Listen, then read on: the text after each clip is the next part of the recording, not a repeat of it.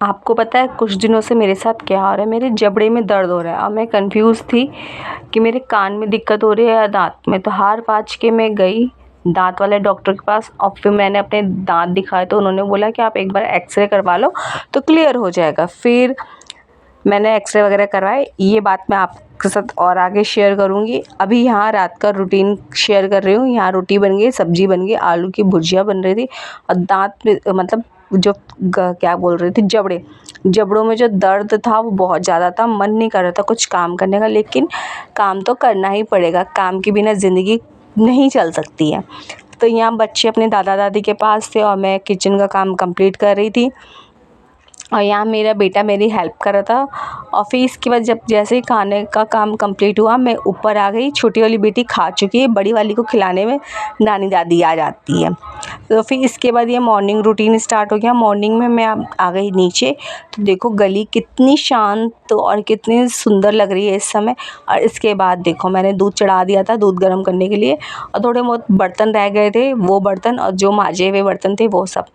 तो इसके बाद मैं फटाफट बनाने लगी चाय, क्योंकि मुझे जाना था डॉक्टर के पास एक्सरे करवाने, क्योंकि मेरे से ना मुंह खोला जा रहा है, ना बंद किया जा रहा है, ना चबाया जा रहा है, ना कुछ। उबासी ले रही हूँ तो इतना दर्द हो रहा है कि मैं आपसे एक्सप्लेन नहीं कर सकती। तो यहाँ पे मेरी चाय भी बन के तैयार हो चुकी थी।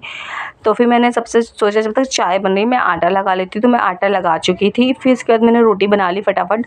सब्जी बड़ी वाली दीदी बनाएंगी, तब तक मैं अपना रोटी बना के थोड़े मोड़े बर्तन थे वो धो के पोछा लगा के अपना और पूजा वूजा करके मैं चली गई थी एक्सरे करवाने के लिए। और देखो इन्होंने मुझे कहते हैं कि 8 बजे तैयार है ना, अपने 8:30 बजे तक सो रहे हैं।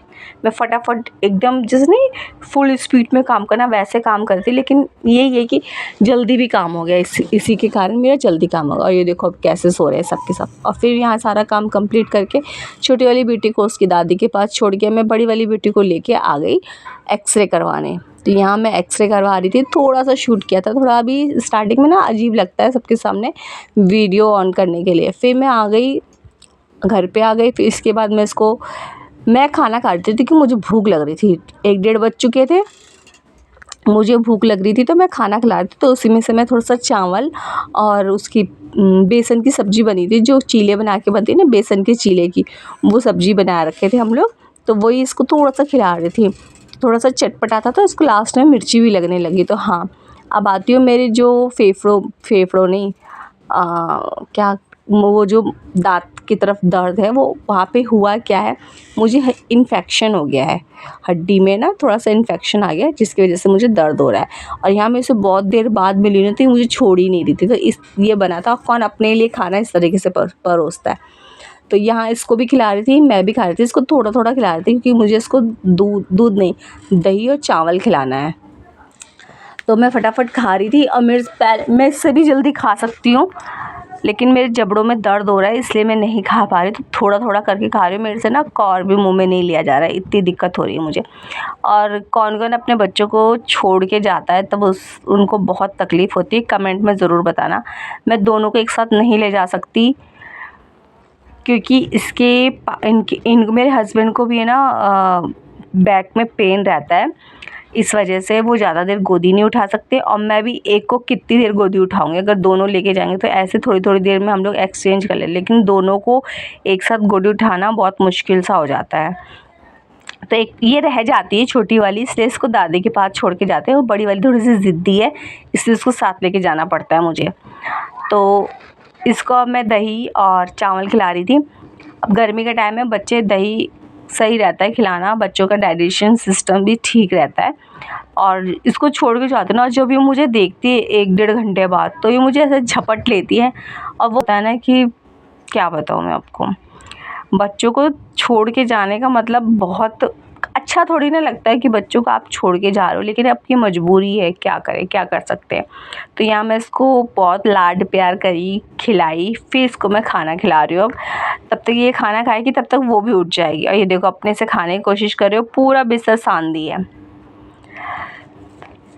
बच्चे नई नई एक्टिविटीज़ करते रहते हैं तो बहुत अच्छा लगता है इन लोगों के साथ। अब इसके ना 2 दांत आ गए हैं आगे के, इसके वो बाई चांस कुछ करते करते ये देखो दिखा भी रही है, कुछ करते करते उंगली फिंगर अगर चली गई मुँह में, इतनी तेज काटती है कि पूछो मत बाबा रे। तो आप अपने बच्चों को क्या क्या खिलाते हैं ज़रूर मेरे से कमेंट में शेयर करना मुझे।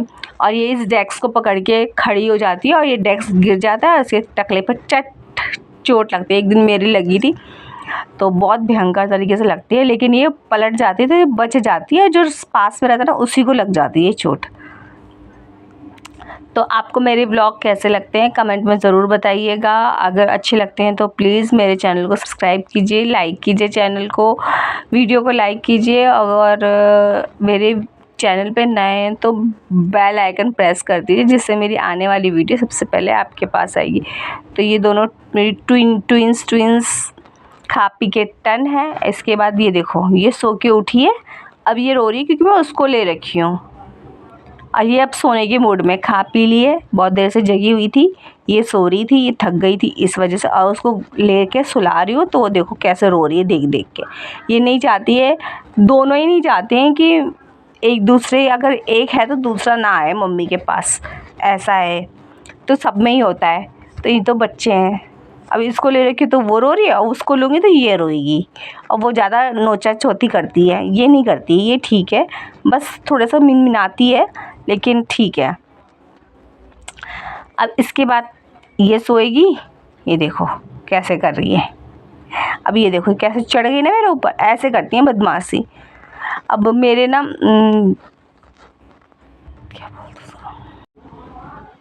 क्या ट्विंस बच्चों में प्यार डिवाइड हो जाता है? आपको ऐसा लगता है? मुझे कभी कभी लगता है कि एक होती तो एक को ज़्यादा प्यार मिल जाता, अब दो हो गए तो दोनों में डिवाइड हो जाता है। तो यहाँ मैं इनको है ना वो बच्चों के दांत आने में जो प्रॉब्लम नहीं होती वो वाली दवाई खिला रही थी। तो ये सारे इनको खिला चुकी थी, और मांग रहे हैं, जितने बच्चे ना घर में वो टेस्ट करने के लिए मांग रहे हैं कि आप ऐसे कैसे दवाई खिला रहे हो, कड़वी होगी तो लाओ हमको टेस्ट कराओ। बच्चे ना भी वो भी अलग दिमाग के होते हैं, तो मैं बच्चों को भी टेस्ट करवा चुकी हूँ। एक गोली इसकी इनकी दीदी को दी हूँ, एक इनके भाई को, और इन दोनों को 2-2 गोली मैं खिला दी हूँ। आप भी क्या ये वाली दवाई अपने बच्चों को खिलाते हो? कमेंट में ज़रूर बताना। Thank you for watching.